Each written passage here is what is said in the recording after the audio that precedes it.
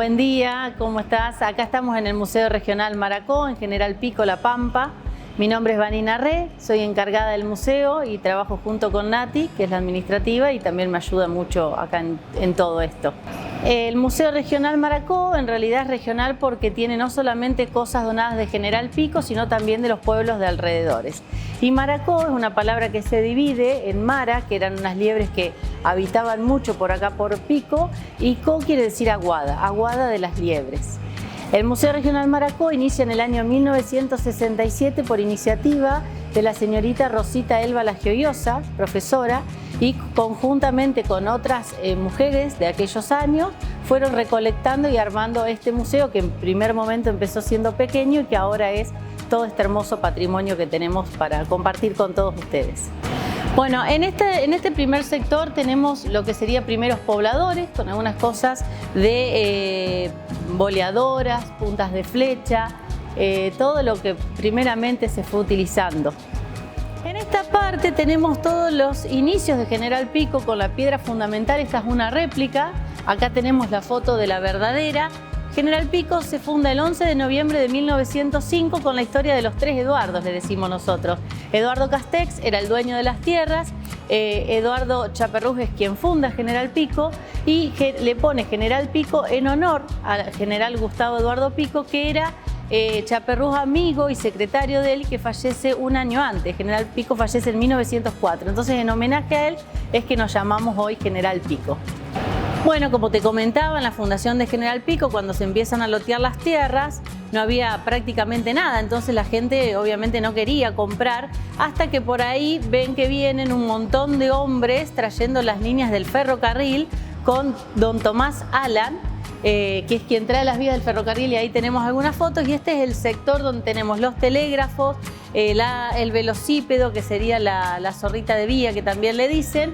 Así que bueno, cuando él trae el ferrocarril, ahí se empiezan a vender los terrenos realmente, porque la gente lo ve a Pico como la Chicago de América, le decían, porque todas esas ventas que se iban a hacer con el transporte y demás, bueno, le veían frutos de eso.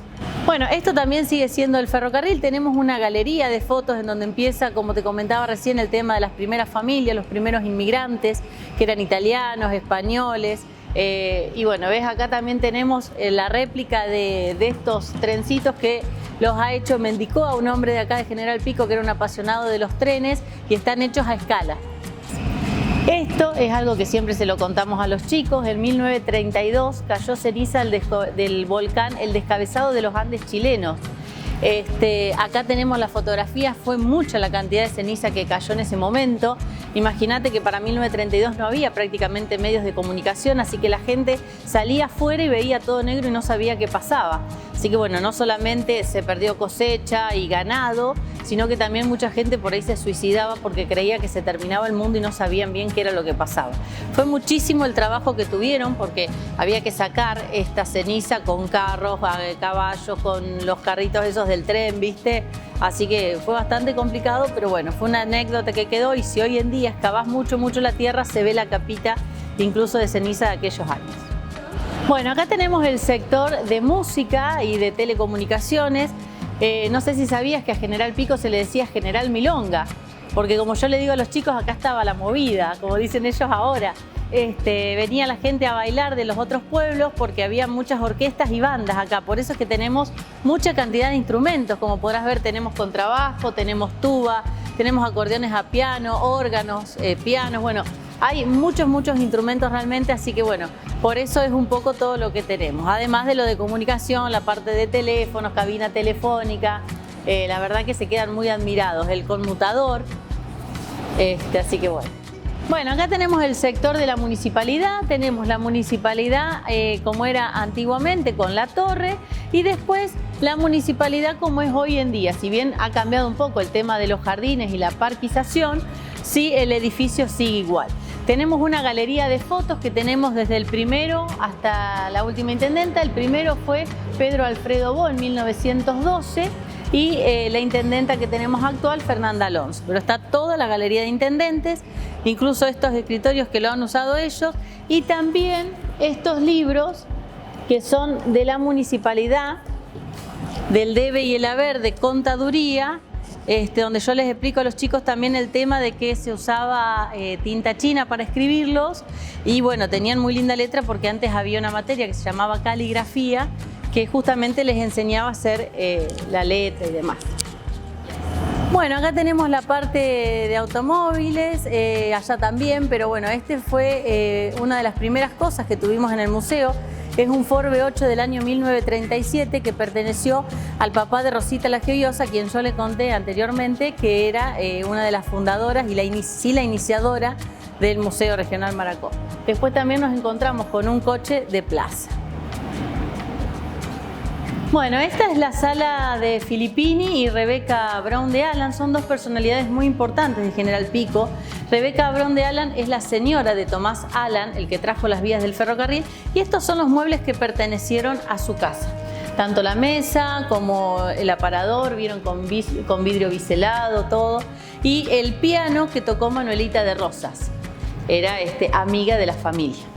Y esta parte que tenemos por acá es de Filippini, si bien no fue el primer fotógrafo, sí fue el que más fotografió la vida de General Pico.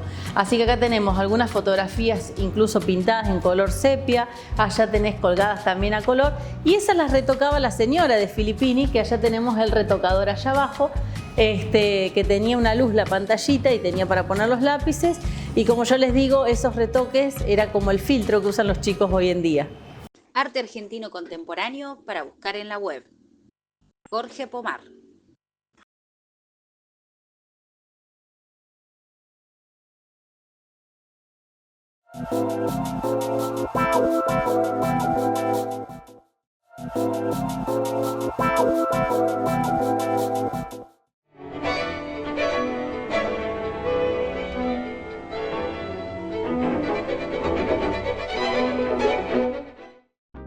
El suprematismo fue un tipo de arte abstracto formulado por el pintor ruso Kazimir Malevich que floreció desde 1915.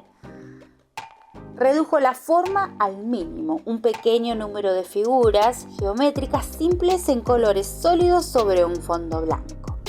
El cubismo y el futurismo de 1909 en adelante habían reducido el espacio pictórico en formas geométricas y líneas de intersección.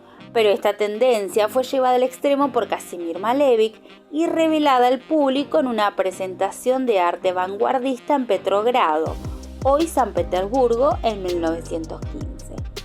Cuadrado negro es simplemente eso, un gran cuadrado negro de pintura en un lienzo con un margen blanco. Un panfleto firmado por Malevich decía: "Cuadrado negro es la cara del nuevo arte, es un niño de la realeza nacido vivo. Es el primer paso en una creación artística pura". A diferencia del cubismo o el futurismo, las formas del suprematismo eran autosuficientes e independientes del mundo real.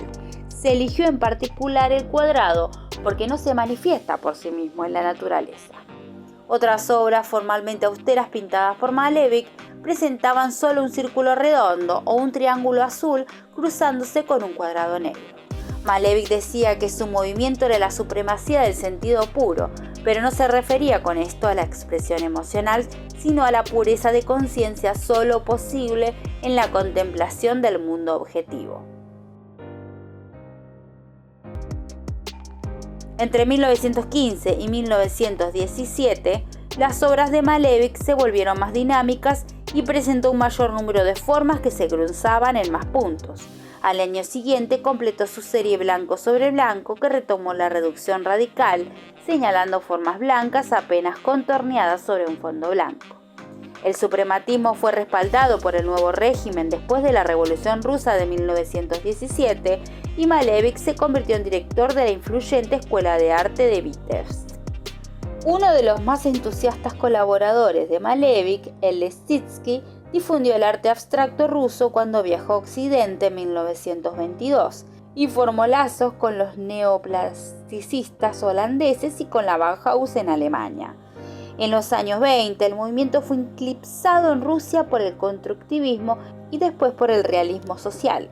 La pureza de su forma resucitó más adelante con la abstracción y el minimalismo.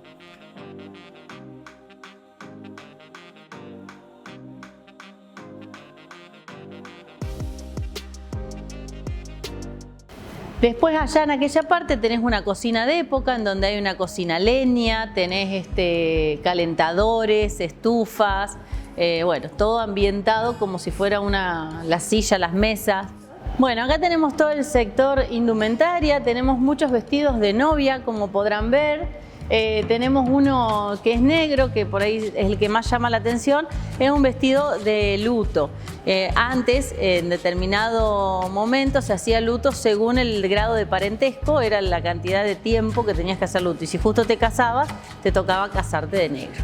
Después tenemos una colección muy importante de sombreros, porque la gente era muy coqueta, las señoras, y usaban pelucas o sombreros. Por ahí no iban tanto a la peluquería, pero sí se iban poniendo sus sombreros de acuerdo al día y demás. Bueno, acá en este museo las cosas que tenemos, todos los objetos son donados, prácticamente en su mayoría, alguna cosita en préstamo, pero bueno, solamente una botellita, y estamos hablando casi de 2000 objetos. La gente cuando te pregunta ¿y qué es donado? Bueno, que la gente lo regala, lo trae acá para que toda la gente, todos los habitantes de Pico, de la zona y de donde sea, puedan venir a visitarnos, recorrerlo y verlas. Yo digo que cuando uno acepta una donación es un compromiso de por vida, porque nosotros lo que hacemos después es conservar y preservar ese objeto para siempre. Entonces, bueno, cuando uno acepta tiene que tener esa visión de decir, bueno, esto lo voy a poder tener, lo voy a poder conservar, voy a tener el lugar para tenerlo y demás. Así que bueno, esperamos a todos que puedan venir a visitarnos. Estamos abiertos de 7 a 13:30, de lunes a viernes, y también con algunos eventos los fines de semana. Por ejemplo, ahora, este sábado que viene, que es 18 de mayo, es el Día Internacional de los Museos, y vamos a tener abierto a la noche para que es el público que por ahí de tarde, de mañana trabaja y no puede venir. Bueno, vamos a tener abierto de 22 horas a 00.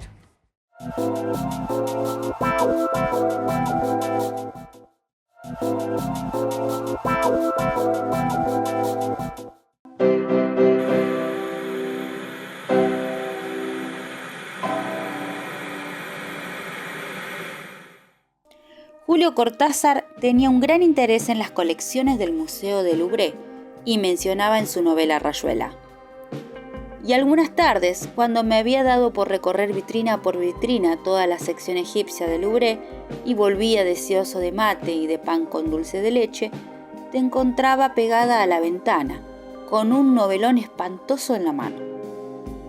Según el biógrafo Carlos Álvarez Garriga, Cortázar, después de recibir un pase permanente para ingresar a ese museo, lo visitó aproximadamente 600 veces.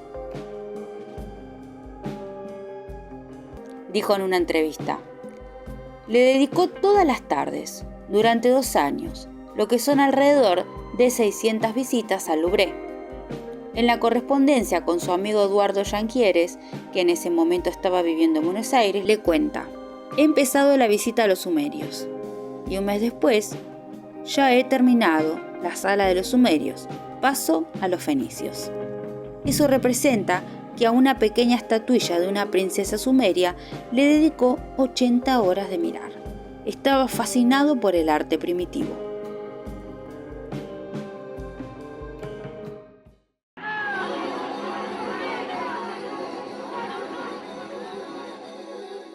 Hoy vamos a cambiar un poco el tema. Hemos hablado de varios pintores, pero hoy queríamos recuperar para este bloque la cuestión de las mujeres y la versión negativa que ha habido en la historia sobre las mujeres. Me refiero a las brujas. Bueno, no tenemos obras de autoras mujeres, pero sí hubo pintores, sobre todo, que se ocuparon de este mundo mítico, secreto y transgresor, como fue por ejemplo Francisco de Goya. Acá hay un grabado que tiene que ver con el macho cabrío, el sacrificio del macho. También él representó el aquelarre. También ahí aparece como la alegoría de la muerte, como buscando en parte el alarde de la muerte hacia las mujeres perseguidas, pero quizás también estoy recordando algo que dice Omar Lobos de lo que pasaba con las machis aquí en la Argentina, y las machis también eran perseguidas, tan veneradas por su saber, pero cuando la persona finalmente moría, solía ser culpabilizada, porque no hay magia, ¿no? No siempre ella podía curar. Así que es un lugar difícil, como debe ser el de la medicina cuando la gente se muere de todas maneras, ¿no? Y tiene que ver con las mujeres pobres, porque las ricas ya sabíamos que entraban en otro orden de matrimonios, intereses, eso era otra vida. Las mujeres pobres eran las mujeres de los siervos, a veces se les decían vasallos, pero en realidad el señor feudal podía hasta ejercer el derecho de pernada, quiero decir que la noche del casamiento se acostaba con la mujer. Después el hijo no se sabía de quién era, pero en realidad todos eran del señor feudal. Ella estaba en la casa, tejía con la rueca, haciendo sus tareas con sus animales, mientras su marido trabajaba en los campos. No estuvo ajena a violaciones, a incesto, que venga un hijo adulto y se acueste con ella. Ellas eran madres muy jóvenes. Pero además, en ese mundo de soledad que tenía en su hábitat, digamos, ella se relacionaba con lo mágico. ¿Por qué? Porque la iglesia para entonces estaba muy ligada a juegos de poder, se hablaba en latín, de manera que ellas no entendían, no estaba cerca la iglesia. Entonces, cuando ellos querían ejercer algún poder sobre lo mágico, aparecía el demonio y se empezaban las transacciones con el demonio. También había grandes fiestas a veces, los llamados aquelarres, donde se bailaba, se hacían sacrificios rituales para pedir la lluvia o lo que fuere que necesitaran, donde había libertad sexual, con lo cual también había ahí la iglesia muy opuesta a todo este despliegue.